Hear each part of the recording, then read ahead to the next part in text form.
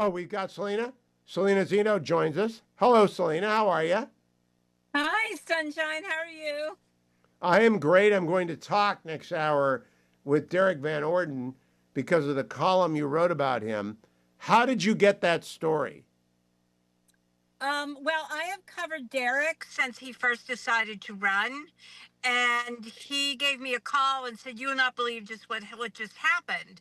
Well, I had just left that area. I had just been at my annual drive across the country, and I also knew that it was the anniversary of his daughter's passing, 2 year anniversary, and I had written before about how he had saved someone's life. And so this is now the third time he has saved someone's life in like 2 years. Well, I'm going to talk to him about that next hour. People do not miss that. Congressman Van Orden, SEAL for many, many years, longest serving enlisted man to ever be elected to Congress. So a lot of enlisted men have been elected to Congress, but he is the one who served the longest in uniform as an enlisted man. So you don't want to miss that. Selena, we had a lot of reaction to when we were talking about who's going to play you in the movie Butler based on your book. You know who won? Patricia True. Heaton won. Patricia That Heaton. makes But sense. yeah, there are a couple of other Italian American actresses who came through whose name I can't remember. But as I added it up on my subtext, Patricia Heaton one going away. Do you know her? She's a Rocky River gal. Yeah, well, her and I follow each other on X. We've gone back and forth before, and her and I are both around the same age. She's Catholic, and it just makes sense. And she lives in Rocky River half the year, and she's a Browns fan. And her dad was Chuck Heaton, the sports editor of the Cleveland Plain Dealer, which was your rival Pittsburgh Post Gazette rival. But you must have had a Chuck Heaton over at the Gazette, right? Someone who ran the sports Oh, department. oh yeah. And by the way, the Plain Dealer and the Akron Beacon were at like these top-notch newspapers. I don't know if people know that. I mean, they just did great work. In the northern Ohio of my youth, we had the Warren Tribune Chronicle, the Youngstown Vindicator, the Akron Beacon Journal, and the Cleveland Plain Dealer. That's Yep. four good newspapers in a region that's about a fifth of the state. I don't know if Pittsburgh had that. Did you have a morning and a daily paper in Pittsburgh?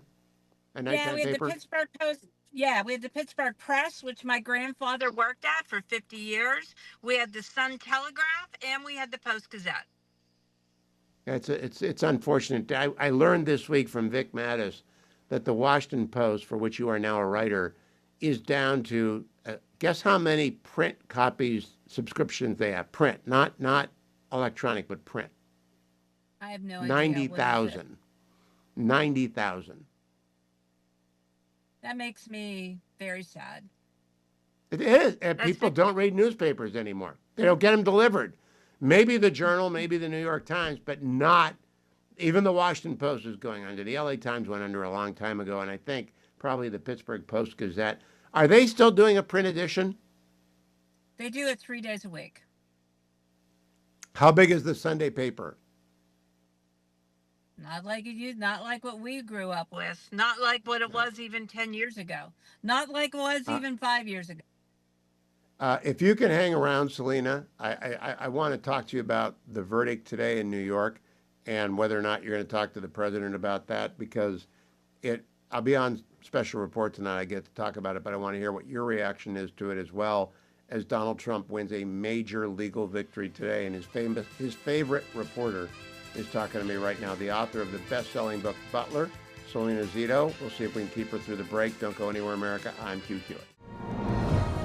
Welcome back, America. I'm Hugh Hewitt. Salena Zito is the author of the best-selling book, Butler, probably President Trump's favorite journalist in the United States. She turned me on to the Derek Van Orden story, and so I tracked down the congressman earlier today, and the interview that I did with him will play at the top of next hour, so do not miss that.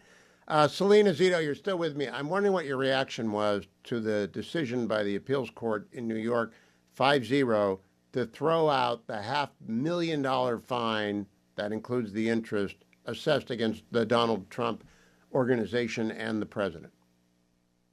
Well, I've been underground all day, literally. And so I didn't read all the details about it.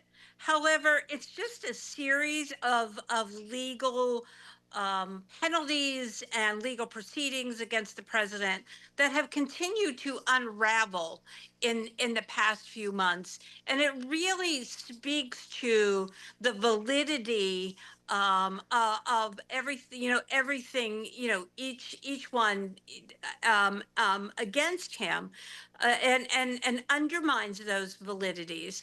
But it also just sort of speaks to, he kept talking about this is rigged and it's a witch hunt, and we're finding out that's exactly right. Right? He was mocked by the mainstream and legacy media for saying those things.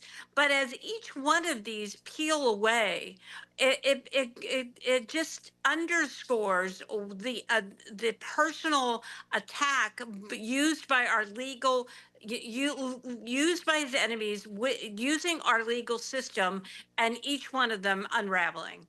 None of it stuck. We still have No. Juan Merchan, who will be reversed eventually, the decision that Alvin Bragg got. But Fannie Willis, Jack Smith, Letitia James, it's all fallen apart. And I'm wondering if the Democrats will suffer downstream impacts of this. When they cry foul, will anyone believe them anymore? What last word to you? Do you No. think that they've lost credibility?